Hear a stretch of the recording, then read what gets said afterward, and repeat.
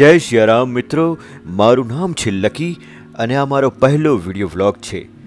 Thumbnail જોઈને આપ સૌને ખ્યાલ આવી ગયો હશે કે હું શું કરવાનો છું અને ક્યાં જવાનો છું. તો વિડીયો પૂરો જોજો અને લાઈક કરજો. જય શ્રી રામ.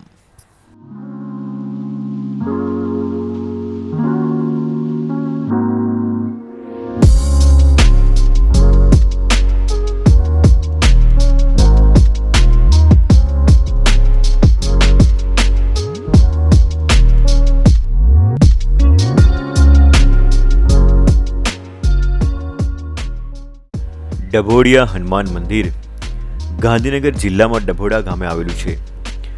કહેવાય છે કે મુગલ શાસન દરમિયાન આ મંદિર બનાવવામાં આવ્યું હતું અને આ પવિત્ર સ્થળ સાથે ઘણી રસપ્રદ વાતો પણ જોડાઈ છે.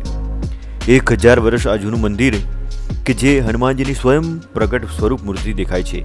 આ સ્થળ સાથે બીજી દંતકથા એવી પણ છે કે જ્યારે મુગલ રાજા અલાઉદ્દીન ખિલજીએ પાટણના રાજ્ય પર આક્રમણ કર્યું ત્યારે પાટણના રાજા ડભોડા પાસેના જંગલમાં છુપાયેલા હતા. આ સમયે ગોવાળિયાઓ તેમની ગાયો ચરાવવા માટે આ જંગલમાં ગયા અને જોયું કે એક ટીલડી નામની ગાય કોઈ ચોક્કસ જગ્યાએ પોતાનું દૂધ ચડાવી રહી હતી. આ વાતની જાણ રાજાને થતાં રાજાએ આ જગ્યાને ખોદવાનો આદેશ આપ્યો અને ત્યારે જ અહીંથી પ્રગટ થયા સ્વયંભૂ હનુમાનજીની મૂર્તિ. એમ આ મૂર્તિ લગભગ 1000 વર્ષ જૂની છે.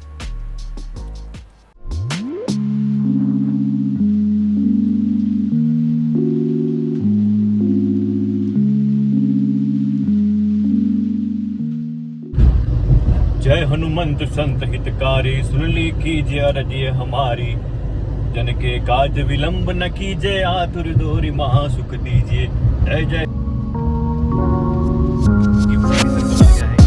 Exit the roundabout onto Gandhinagar bypass road. આ ગામનો મુખ્ય પ્રવેશદ્વાર આવી ગયો છે અને અહીંથી આપણે હવે મંદિર તરફ જઈશું. કાળી ચૌદસના દિવસે અહીં 350થી વધારે તેલના ડબ્બાનો અભિષેક કરવામાં આવે છે અને દર શનિવારે બહુ જ ભક્તો અને ભાવિકોની ભીડ જોવા મળે છે.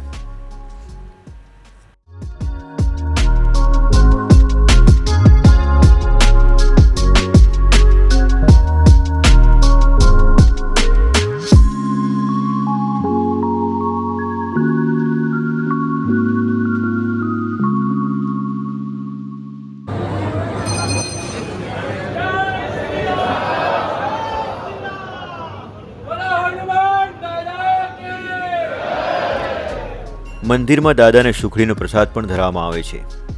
આ છે પ્રસાદ ગૃહ. અહીંયા પૂરી, બટાકાનું શાક, દાળ ભાત ખૂબ જ મસ્ત મળે છે.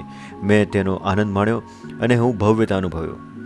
આશા રાખું છું કે તમને આ વિડીયો પસંદ આવ્યો હશે. દાદા સૌની મનોકામના પૂર્ણ કરે. જય શ્રી રામ.